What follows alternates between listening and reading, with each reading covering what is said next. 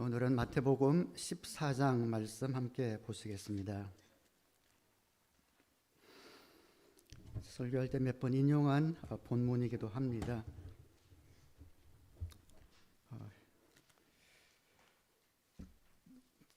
침례 요한을 헤롯의 아내가 질투심에 죽인 그 장면을 이야기하고 있습니다. 그 무렵에 분봉왕 헤롯이 예수의 소문을 듣고서 자기 신하들에게 말하였다. 이 사람은 세례자 요한이다. 그가 죽은 사람들 가운데서 살아났다. 그 때문에 그가 이런 놀라운 능력을 발휘하는 것이다. 헤롯은 일찍이 자기 동생 빌립의 아내 헤로디아의 일 때문에 요한을 붙잡아다가 묶어서 감옥에 가둔 일이 있었다. 그것은 요한이 헤롯에게 그 여자를 차지하는 것은 옳지 않습니다 하고 여러 차례 말하였기 때문이다. 그래서 헤롯은 요한을 죽이려고 하였으나 민중이 두려워서 그렇게 하지 못하였다. 그것은 그들이 요한을 예언자로 여기고 있었기 때문이다. 그런데 마침 헤롯의 생일에 헤로디아의 딸이 손님들 앞에서 춤을 추어서 헤롯을 즐겁게 해주었다. 그리하여 헤롯은 그 소녀에게 청하는 것은 무엇이든지 주겠다고 맹세로서 약속하였다. 소녀는 자기 어머니가 시키는 대로 말하였다. 세례자 요한의 머리를 쟁반에 담아서 이리로 가져다 주십시오. 왕은 마음이 괴로웠지만 이미 맹세를 하였고 또 손님들이 보고 있는 앞이므로 그렇게 해주라는 명령을 내리게 되었다. 그래서 그는 사람을 보내서 감옥에서 요한의 목을 베게 하였다. 그 머리를 쟁반에 담아서 가져다가 소녀에게 주니 소녀는 그것을 자기 어머니에게 가져갔다. 요한의 제자들이 와서 그 시체를 거두다가 장사 지내고 나서 예수께 가서 알려드렸다.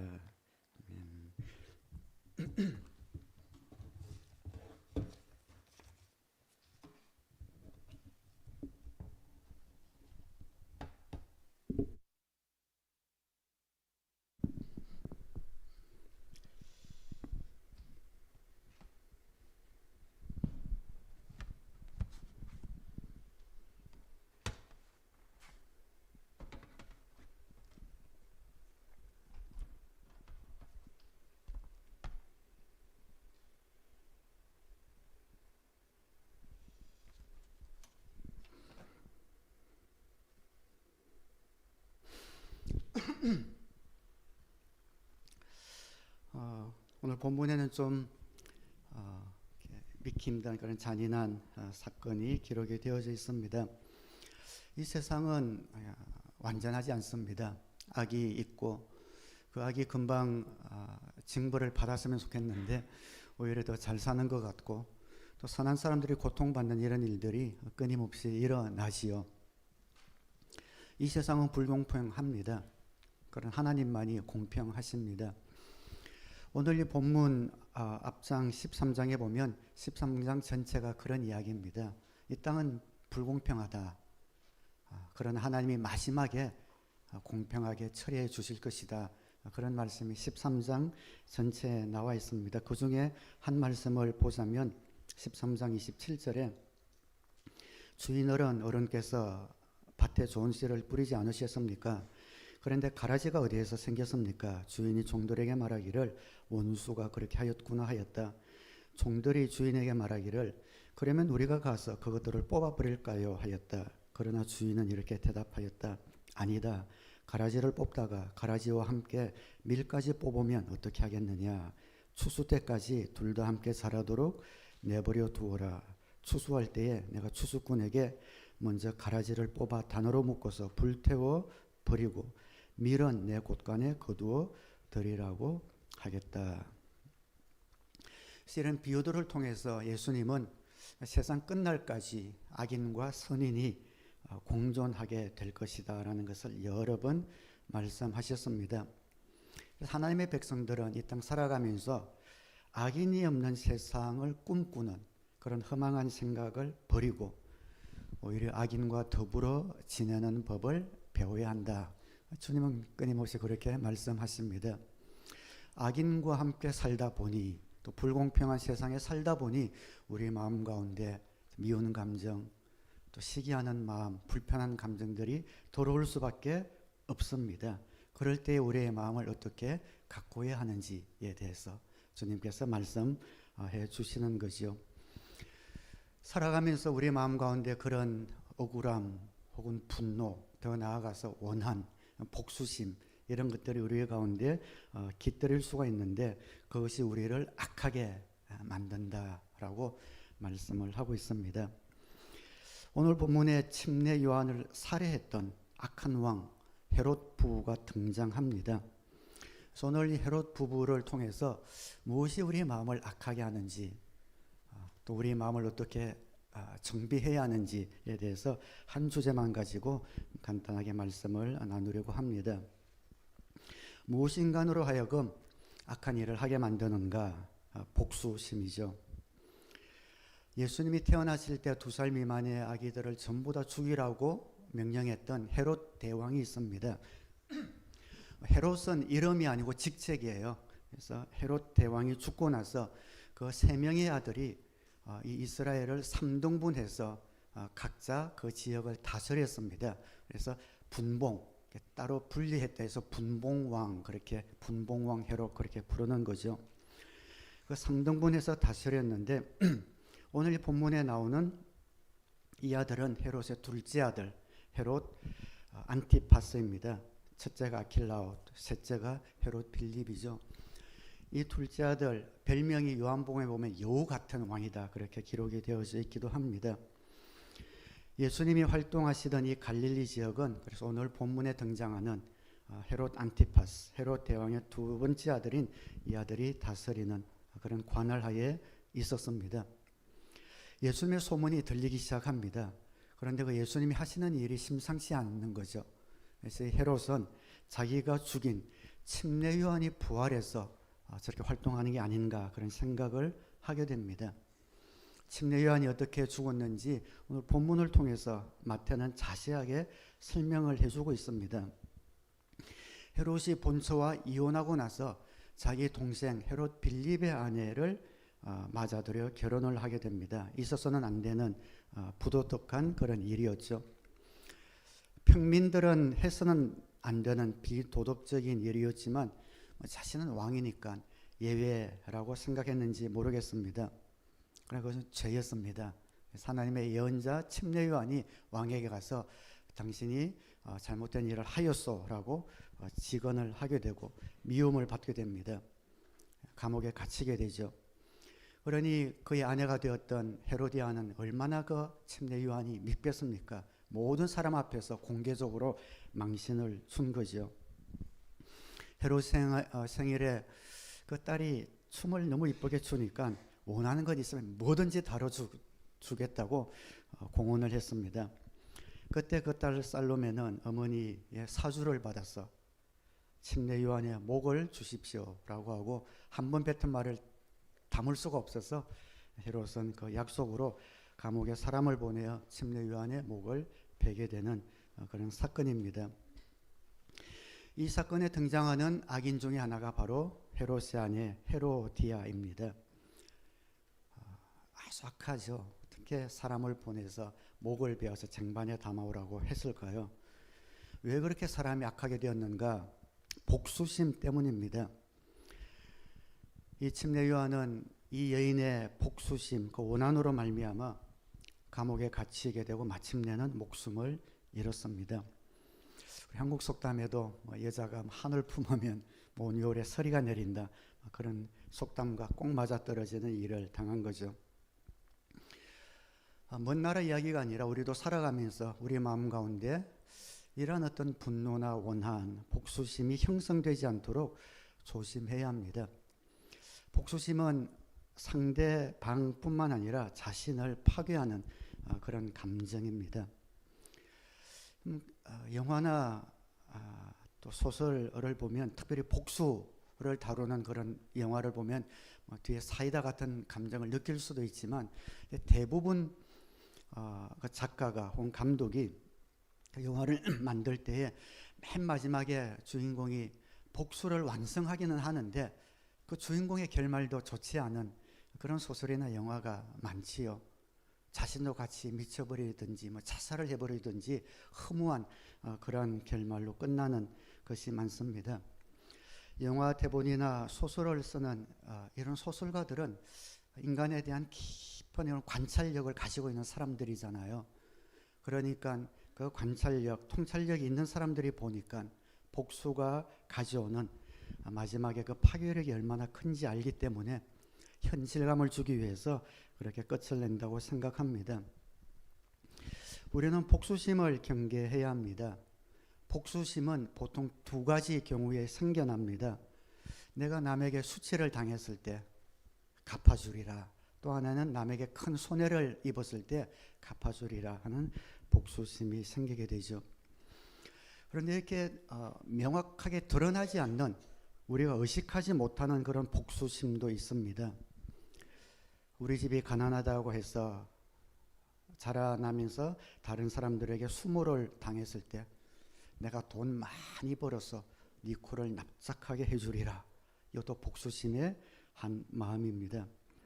교육을 잘 받지 못한 부모님들이 그것으로 인해서 많은 불편을 겪고 또 길을 펴지 못한 마음으로 인해서 내 아들은 내 딸은 어떻게 해서든지 인류 학교에 보내서 너희들에게 코를 납작하게 만들어 주겠다. 이런 것도 복수의 마음입니다. 이런 복수의 마음은 그가 비록 그런 결과를 얻었다 하더라도 결국에는 자신의 인격뿐 아니라 그 자녀의 인격까지 파괴하는 그러한 일을 하게 되죠. 성경에서 하나님이 하라고 하는 것은 하면 다 우리에게 은혜가 되고 복이 됩니다. 하나님이 하라고 하지 말라는 것은 결국에는 우리 자신을 지키기 위해서 하지 말라고 하는 겁니다. 어떻게 우리가 이런 복수심에서 벗어날 수가 있겠습니까? 한번 따라하겠습니다. 복수는 하나님에게 맡긴다. 잘 알고 있는데 어렵지요. 하나님께 맡겨야 합니다. 복수심에 에너지를 공급해 주는 것이 있는데 그것이 정의감입니다. 의분이라고 하기도 하죠. 내 복수심에 정의감이 더해지면 그 복수심이 활활 불타오르게 됩니다. 나쁜 사람이 벌을 받아야 된다라는 이런 정의감은 굉장히 좋은 거예요. 그러나 그 정의를 이룰 분은 내가 아니라 하나님이다라는 것을 알아야 합니다. 하나님만이 완전하게 공의로우시고 정의로우시고 공평하신 분이기 때문에 그 정의는 하나님에게 맡겨야 합니다. 우리 6.25가 끝나고 방공, 연맹 이런 청년들이 고난을 받은 것도 아닌데 조직이 돼가지고 6.25 때 공산당에게 부역했던 사람들 막 잡아들였잖아요. 근데 자기 마음에 안 드는 사람까지 잡아들여서 얼마나 많은 양민들을 학살했습니까? 자기들은 정의감이 불타서 복수심과 정의감이 함께 만났을 때 한 마을 전체를 학살하는 그런 일까지 우리 한국 역사에 있지 않았습니까? 사도 바울은 억울한 일을 당할 때 그 일을 이루실 분이 하나님이다. 하나님에게 맡기라라고 이야기합니다. 로마서 12장 19절에 사랑하는 여러분은 스스로 원수를 갚지 말고 그 일은 하나님의 진노하심에 맡기십시오. 성경에도 기록하기를 원수 갚는 것은 내가 할 일이니 내가 갚겠다 하고 주님께서 말씀하신다 하였습니다. 하나님은 의로우셔요. 심판날에 알곡과 가라지를 가리고 악한 자는 그 행동에 부응하는 벌을 반드시 내리십니다. 의로운 재판장이신 그 예수님께 우리는 우리의 복수심을 맡겨야 합니다. 우리 살아가면서 죄의 본성이 있기 때문에 다른 사람을 아프게 하는 데는 굉장히 뛰어납니다. 어떻게 하면 나를 힘들게 하는 저 사람을 아프게 할까? 그것을 찾아내는 데는 천재입니다. 어떤 말을 하면, 어떤 행동을 하면 저 사람이 그냥 입에 거품을 물겠지. 이런 것들 기가 막히게 알고 있습니다. 저는 동생과 연년생인데요.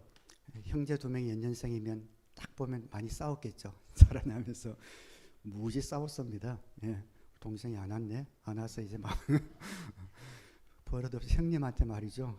어쨌든 중학교 때까지 싸웠던 것 같아요. 근데 싸울 때 나도 동생이 딱 단어가 있어요. 동생이 하여간 뚜껑이 일게 하는 단어가 있는데 그 단어가 뭔지 알고 동생도 나를 참지 못하게 하는 단어가 뭔지 알아요. 그래서 싸우다 그 단어가 탁 나오면은 그냥 눈에 보이는 것이 없이 싸웠던 그런 기억이 있습니다. 제가 그 속담 가운데 제일 좋아했던 속담이 자전거 뒷바퀴는 앞바퀴를 절대 초월하지 못한다 이런 그만 좋아해가지고 동생이 막 기어오르고 하는 것을 눌렀던 그런 때가 있었습니다. 우리 부부들도 마찬가지입니다. 어떻게 하면 남편이 아내가 가장 아파하는지 너무 잘 압니다. 이거는 뭐 기독교 우리 성경뿐만 아니라 뭐 상담가나 하는 모든 이런 분들이 공통적으로 하는 말이 있죠. 부부가 절대 해서는 안 되는 말이 있다. 두 가지 말인 하나는 그만 살자, 헤어지자, 이혼하자 이 말 절대로 해서는 안 되고, 두 번째는 상대방 가족에 대한 험담, 그 두 가지 했다면은 굉장히 이걸 회복하기가 힘들기 때문에 그 두 가지는 어떤 일이 있어도 하지 말아 하는데 그 두 가지를 기를 쓰고 해서 서로를 아프게 하지요. 우리 결혼하신 우리 부부들도 많이 계시는데요. 우리 형제님들, 남편 되신 분들 한번 생각해 보십시다. 우리 아내 되신 분들, 지금은 결혼하셔서 30대, 40대, 50대, 60대 앉아 계신데요. 그분들의 여고 시절을, 여러분의 아내 된 분들의 여고 시절을 한번 떠올려 보십시오. 꿈 많던 여고 시절, 밤하늘을 보면서 내가 나중에는 백마탄 왕자가 와서 나를 데리고 갈 거야 라고 마음에 꿈을 품고 있었던 그 내 아내 된 여고 시절을 떠올려 보십시오. 근데 그 백마탄 왕자가 여러분이잖아요. 그 백마탄 왕자를 그렇게 꿈꿨는데 여러분을 남편으로 맞이한 것 아니겠습니까? 내 아내도 한때는 백마탄 왕자를 꿈꿨는데 나 같은 사람을 그 자리에 앉혔구나. 고맙지요. 그래서 얼마나 고맙습니까? 그 아내의 마음을 생각하면서 신사적인, 정말 아내를 보호하는 그런 남편이 되어야겠다 이런 생각을 해야 될 것 아니겠습니까? 우리 아내들에게도 마찬가지입니다. 우리 남자들이 밖에 나가서 길을 펴고 살아야 되죠. 남편이 어디 가서 움츠리고 기 주고 살면 마음 아프잖아요. 근데 남편의 길을 살려주는 게 두 가지가 있답니다. 첫 번째는 호주머니에 두둑한 용돈이고 두 번째가 아내의 칭찬이랍니다. 우리가 뭐 경제적으로 넉넉지 못하니까 용돈은 두둑히 못 넣어주더라도 기는 살려줄 수 있지 않습니까? 남편을 격려하고 칭찬하고 인정해 주어서 어디를 가서든 주눅들지 않고 남편이 기 펴고 살 수 있도록 또 그거는 할 수 있지 않겠습니까? 한국에 있으면 많은 사람들에게 뭐 존경받고 사장님 소리 듣고 뭐 데스크 잡하고 이럴 만한 남편인데 이민 와서 전혀 생각지도 못했던 전공도 아닌 몸으로서는 일하면서 가족을 위해서 힘쓰는 그런 남편을 볼 때에 긍휼히 여기는 마음 갖고 길을 살려준다면 그 부부 가운데 그런 아픈 이런 말들, 그런 상처가 되는 것들을 우리가 제거해 낼 수 있다고 생각합니다. 원한, 복수, 이런 복수심, 이러한 마음을 가지고는 나뿐 아니라 상대방을 상처 주고 그 관계를 파괴합니다. 이 모든 것들, 우리 주위에 있는 불합리한 일들이 있지만 이러한 모든 것들을 하나님 앞에 하나님께서 바르게 맡아주실 것이다 라고 올리는 그런 마음이 필요합니다. 그리고 이 복수심을 없애기 위해서 두 번째 한번 따라하겠습니다. 잠들기 전에 모든 분을 푼다. 복수심 밑에는 분노가 깔려 있습니다. 그래서 복수심으로 인해서 자신과 이웃을 다쳐주지 않으려면 분노를 다스려야 합니다. 분노하고 안 하고는 장애가 아니에요. 내 선택입니다. 우리 분노 조절 장애 그런 병이 있는데 그 TV에 자주 나오는 범죄 심리학자 박지선 교수 참 똑똑하시더라고요. 그분이 한 말이 있습니다. 분노 조절 장애라고 하는데 장애란 말을 쓰지 말아야 한다. 분노는 장애가 아니라 선택이다. 강자 앞에서는 못하고 약자 앞에서 분노하면서 장애라는 말 뒤에 숨지 마라. 그런 이야기를 해요. 그리고 그분이 재밌는 이야기를 하죠. 마동석 앞에서도 분노할 수 있으면 진짜 분노다. 그런 이야기를 해요. 강자 앞에서는 꼼짝 못하면서 약자 앞에서 화를 내는 것, 자기의 선택이라는 거죠. 바울은 그런 분노를 하룻밤을 넘기도록 갖고 있지 말라라고 이야기합니다. 에베소서 4장 26절에 화를 내더라도 죄를 짓는 데까지 이르지 않도록 하십시오. 해가 지도록 노여움을 품고 있지 마십시오. 악마에게 틈을 주지 마십시오. 우리를 위해서 주신 하나님의 간절한 그런 권면이기도 하죠. 해가 지도록 노여움을 품고 있지 말고 자기 전에 없애라는 겁니다. 감사 나눔방이 그래서 좋은 것 같아요. 밤에 잠들기 전에 하루를 돌아보며 5가지 감사를 쓰면서 화나는 일도 있고 짜증날 일도 있었지만 어쨌든 그것을 해석을 해서 감사로 바꾸어서 쓰면서 내 마음에 화들이 가라앉고 편안한 잠을 잘 수 있습니다. 많이 들어오세요 라는 것은 제가 여러분에게 드린 권면이고, 성경이 주는 권면은 또 따로 있습니다. 분노에서 벗어나는 길은 2가지밖에 없는데 용서와 회개입니다. 그것밖에 없습니다. 내 마음의 분노를 없애는 길은 용서와 회개, 이것 외에는 길이 없습니다. 먼저 용서해야 합니다. 용서하지 않으면 내 마음이 내 뼈가 함께 골아가기 때문에 그렇습니다.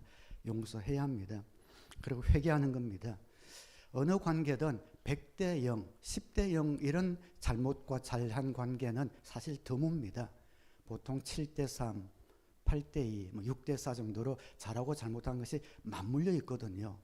근데 내 눈에는 상대방이 10처럼 보이기 때문에 화를 내는 겁니다. 내 자신도 일부 문제가 분명히 있을 겁니다. 1이라도 좋고 2도 좋습니다.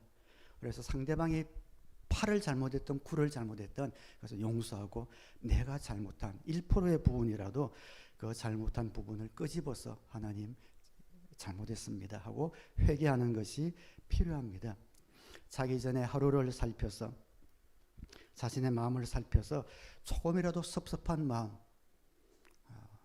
아픈 마음, 또 원한의 그런 마음이 있다면 용서하고 또 내가 잘못한 것은 회개하고 편안한 잠을 주무셔서 영적으로 육적으로 건강한 하나님의 자녀로 살아갈 수 있게 되기를 주님의 이름으로 축원합니다. 두 번째는 또 우리 삶 가운데 실제적으로 경험하기 쉬운 거긴 한데요. 사람을 악하게 만드는 것이 복수심인데, 두 번째가 한번 따라하겠습니다. 어중간한 경건. 그래서 우리를 또 악하게 만들기도 합니다. 어정쩡한 경건이라고나 할까요? 무엇이 인간으로 하여금 악한 일을 하게 만드는가? 어중간한 경건. 헤롯이 요한의 목을 뱉습니다. 그렇게 한 이유가 뭔가? 그 아내는 복수심 때문에 그랬어요. 헤롯은 복수심은 없었어요. 왜냐하면은 좀 조금 이따 보겠지만 오히려 요한을 무서워했고 두려워했습니다. 그런데 그 마음이 요한을 막을 만큼 가지 못하고 어정쩡한 거예요. 복수심은 없었는데 아내의 복수심에 휘말려 들어갈 만큼 어정쩡한 자신의 태도, 어중간한 경건 때문에 그렇습니다. 오늘 칼럼에도 썼지만 우리가 아무리 많이 알고 박학다식하고 입에서 술술술술 모든 문제에 대해서 답이 나온다 하더라도 우리 영을 타치하지 못해요. 우리 영은 말씀으로만 타치하고 반응하고 또 살려낼 수가 있습니다. 아무리 세상적으로 보일 때에 예의 바르고 또 체면도 잘 차리는 것 같고 생각도 있는 것 같지만 그 안에 생명, 영적인 타치가 없이 하나님에 대한 어떤 감각 없이는 이런 어중간한 경건에 속해 있을 수가 있고, 이 어중간한 경건은 결정적인 순간에 악한 쪽을 택하게 됩니다. 헤롯, 오늘 본문에 한 헤롯뿐 아니라 가룟 유다, 빌라도 이런 사람들이 대표적인 예가 되는 거죠. 딸 살로메가 요한의 머리를 달라고 했을 때 오늘 본문 9절에 보면 왕의 마음이 괴로웠다고 했습니다. 왕은 마음이 괴로웠지만 이미 맹세를 하였고 또 손님들이 보고 있는 앞이므로 그렇게 해주라는 명령을 내리게 되었다. 왜 괴로웠을까요? 헤롯은 요한을 존경했기 때문이죠. 그의 가르침도 들었던 사람입니다. 헤로디아가 요한을 죽이고자 해도 죽이지 못했던 이유는 헤롯이 좀 방패가 처음엔 되어 주었기 때문이에요. 마가복음 6장 19절에 보면 그래서 헤로디아는 요한에게 원한을 품고 요한을 죽이고자 하였으나 뜻을 이루지 못하였다. 그것은 헤롯이 요한을 어렵고 성스러운 사람으로 알고 그를 두려워하며 보호해 주었고 또 그의 말을 들으면 몹시 괴로워하면서도 오히려 달게 들었기 때문이다. 헤롯은 요한을 알았어요. 존경했습니다. 그러나 그를 하나님이 보낸 예언자로는 받아들이지 못했던 거예요. 오늘 본문에 보면 다른 모든 사람은 요한이 하나님이 보내신 예언자라고 굳이 그렇게 표현을 하고 있는 이유도 헤롯은 요한을 존경하긴 했지만 하나님이 보낸 예언자라는 것을 받아들이지 못했고 하나님에 대한 그런 경외심을 갖지 못했고 결과적으로 어중간한 태도가 그 안에 헤로디아의 극성맞은 그 요구에 의해서 요한의 목을 베는 결과를 가져왔습니다. 어중간한 경건을 했던 대표적인 인물이 가룟 유다지요. 12사도 중에 한 명이었습니다. 예수님에게 배웠고 예수님이 능력을 주어서 12사도를 파견했을 때에 그 중에 하나로 파견되어서 능력도 행하고 귀신도 쫓아냈던 사람 중에 한 명이었습니다. 성경에 보면 특별히 복음서에 보면 가룟 유다가 예수님을 주님이라고 불렀던 기록은 하나도 없습니다.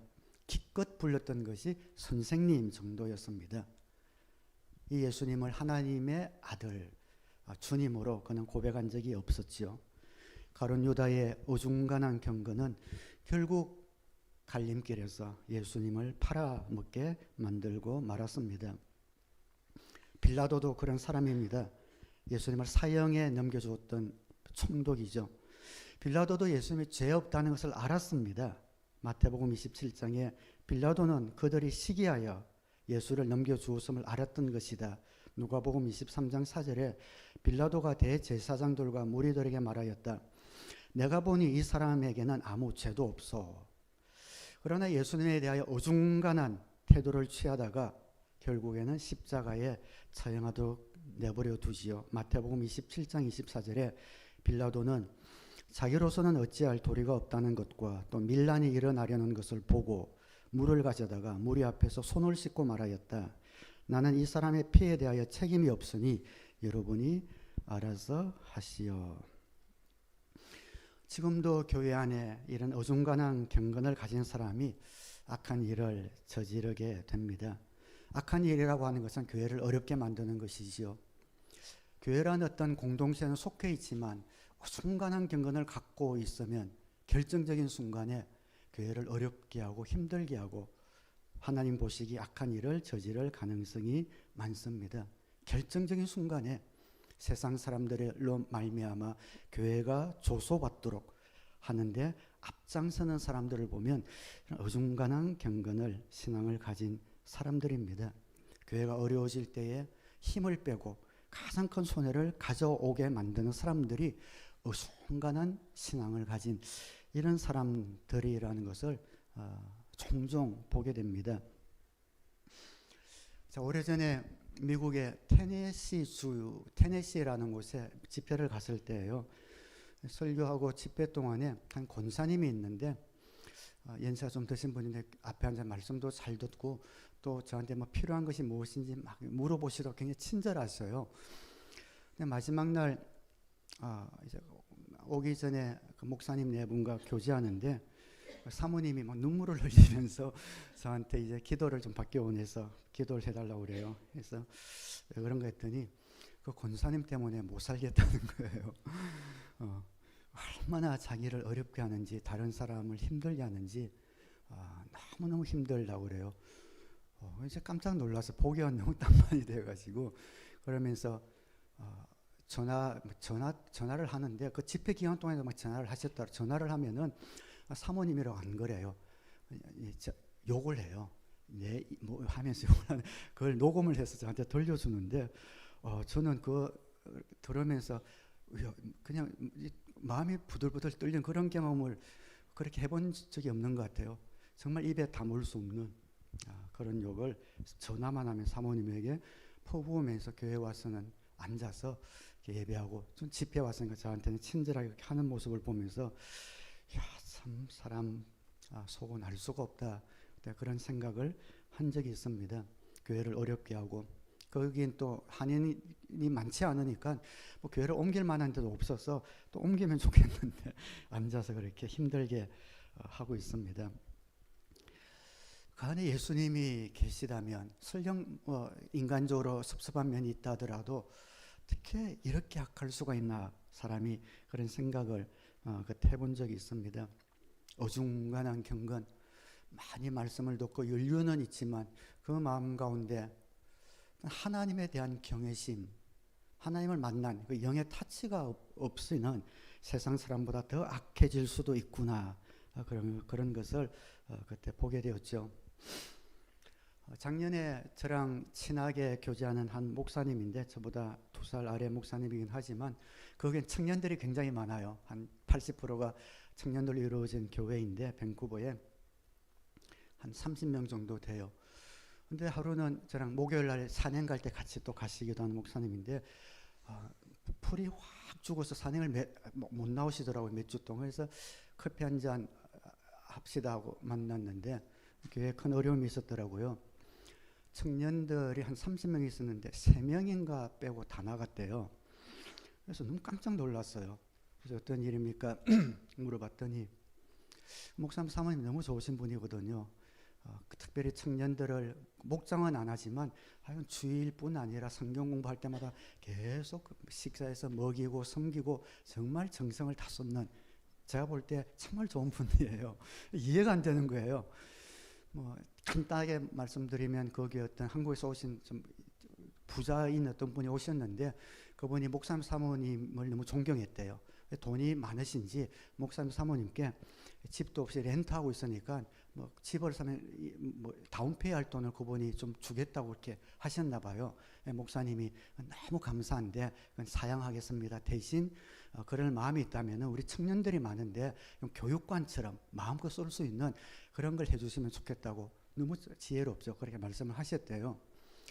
근데 청년들 사이에 어떤 소문이 퍼졌는고 하니, 그분에게 이제 그 청소년에게 유서 자녀가 있는데, 저분이 돈이 많으니까 30분이 벌써 저분이 돈이 많다고 그 자신의 자녀들에게 편애한다, 이런 소문이 막 전에 그런 분이 아니거든요. 퍼지고 그 돈을 자기 신돌도 모르게 목사님께 뭐 받았다느니 누가 청년들이 그런 소문이 퍼지는데 걷잡을 수 없이 퍼지면서, 그러면 물어보든지 확인을 하든지 해야 되는데 그러지 않고 그냥 한두 주 사이에 뭐 이렇게 주중에 그렇게 이야기를 하면서, 뭐 주동이 몇 명 있긴 했지만 나갔다는 이야기를 들었을 때 내 일처럼 너무너무 마음이 아프더라고요. 뭐 상대방 말을 다 들어봐야 되나 생각할지 모르지만, 그건 제가 그분의 인격을 믿고 또 친하기 때문에 알거든요.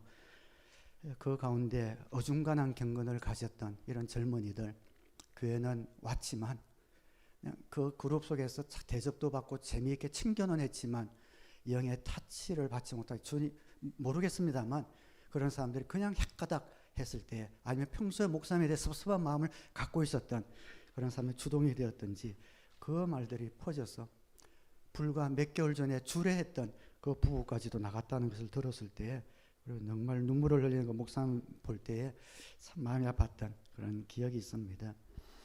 어중간한 경건을 가진 사람은 교회가 어려울 때 교회를 흔들고 하나님의 마음을 아프게 합니다. 근데 감사한 것은 지금 또 청년들이 많이 늘어났더라고요. 얼마나 감사한지 몰라요. 우리가 살아가면서, 악한 세상에 살아가면서 우리도 이런 악한 생각에 물들 수 있고, 그로 인해서 우리가 영향받을 수 있고, 또 우리가 어중간한 상태에서 실수하지 않기 위해서는 마지막으로 한번 따라하겠습니다. 확실하게 믿고 순종한다. 분명한 입장을 가져야 합니다. 편을 정해야 합니다. 하나님 편으로, 믿음 편으로, 신앙 편으로 편을 정하지 않으면은 어려움이 올 때 흔들려요. 편을 딱 정해 놓아야 합니다. 어떤 일이 있어도 난 이 편에서 벗어나지 않겠다라고 뿌리를 내려야 합니다. 어순간하면 바람이 나는 겨와 같아요. 여러분 이빨 막 흔들릴 때 한 번에 딱 뽑아야 시원하지. 그걸 갖다가 막 계속 어중간하게 흔들고 막 이랬다 저랬다 하면 고생은 고생만큼 하지 않아요? 어떤 분이 그랬다죠. 치과에 이빨 빼러 왔는데 그 의사가 실력이 좋은 분이에요. 그래서 바로 뭐 30수만 이빨을 탁 뺀 거예요. 근데 이제 여기 이빨 뽑는데 비싸잖아요. 100불을 달라고 그러니까 한 1분도 안 걸리게 치료해 놓고 무슨 100불을 달라고 하냐고 하니까 그 치과 의사가 그랬다지요. 그럼 오랫동안 걸려서 뽑아드릴까요? 그랬다지요. 천천히 뽑아드릴까요? 그랬다지요. 신앙생활도 마찬가지입니다. 입장을 확실하게 정해야 합니다. 다녀보다가 믿어보다가 마음에 안 들면 숲 틀리면 그만두지 하는 응거주춤한 자세로 있으면 힘든 일이 올 때 부정적인 쪽에 설 가능성이 많아집니다.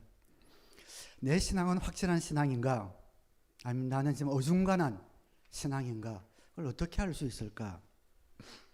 이거는 성경에서 말씀하고 있는 건 아니지만 목회자로서 100% 정확한 것은 아니지만 제 생각에 가장 좋은 기준이 되는 것이 저는 예배 출석이라고 생각합니다. 내가 어정쩡한 신앙인가? 확실히 편을 정한 건가? 라는 것 바로미터처럼 자신을 점검할 수 있는 것이 저는 주일 예배 출석이라고 생각을 해요. 쉽게 주일 예배를 빠지는 사람은 어중간한 신앙을 가진 사람이다라고 보아도 틀림이 없습니다. 물론 이것은 어쩔 수 없는 상황 때문에 하는 건 아니에요. 그건 또 어쩔 수 없는 상황은 주일 예배에 참석하기 위해서 마음으로 기도하고 노력하잖아요. 근데 마음가짐을 이야기하는 겁니다. 어중간한 경건 속에 사는 사람들은 조금만 어떤 일이 닥치면 고민할 것도 없이 주일 예배가 아닌 다른 것을 선택합니다. 조금만 압박감이 오면 그래서 흔들리는 쪽에 서게 되고 어렵게 하는 곳에 서슴지 않게 발을 디딜 가능성이 많이 있습니다. 어제 유튜브를 보는데 그 썸네일에 Power of Attendance라고 돼 있고 유치원 애들 모습이 있어서 이게 뭐지 하고 Power of Attendance 출석의 힘 이런 거겠죠. 뭔가 싶어 들어가 봤더니 굉장히 감동적이에요. 우리 유치원생들이 학교에서 발표를 하고 이럴 때에 부모님들이 엄마들이 막 오잖아요.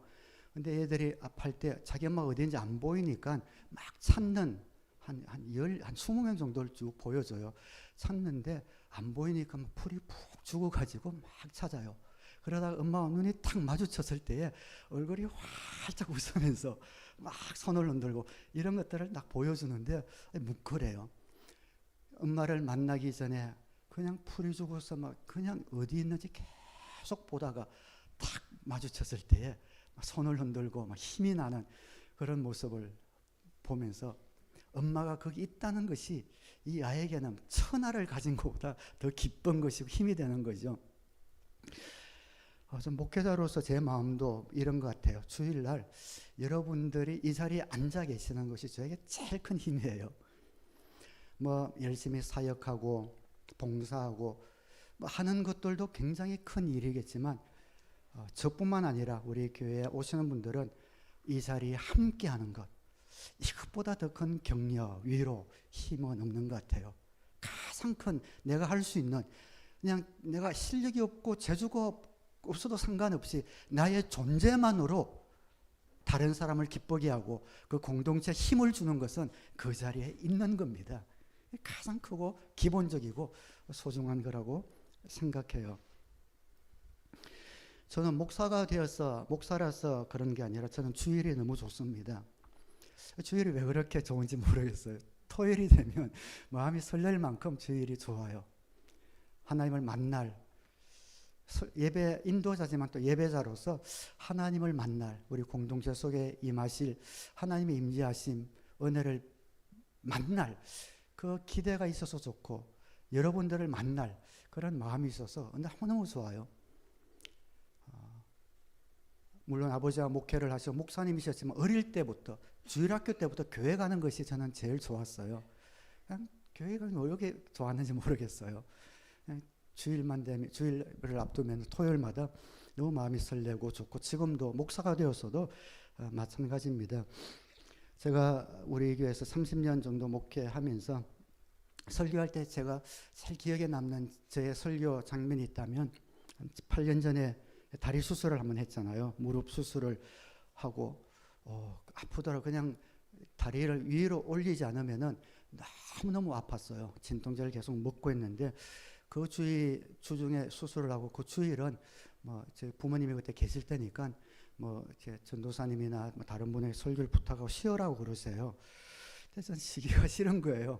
뭐 어디 뭐 병원 입원한 것도 아니고 다리가 아픈 건데, 그래서 그날 혹시 기억나시는 분 계실지 모르고 와서 그날 딱 한 번 그 주일은 제가 앉아서, 그죠?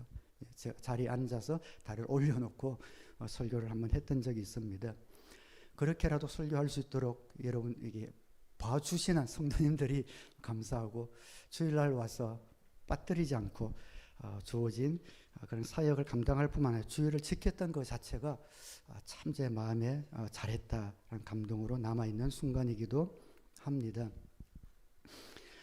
몇 주 전에 우리 교회에 온 지 얼마 안 된 한 청년 형제랑 대화를 좀 교제를 나눈 적이 있어요. 이 형제는 다른 곳에서 또 목자로서도 5년 정도 사역을 했고 해서 우리 교회에 와서 이제 등록도 했고, 우리 청년부에서 특별히 뭔가 사역을 하고 싶은 마음이 생겨서 좋은 대화를 나누었습니다.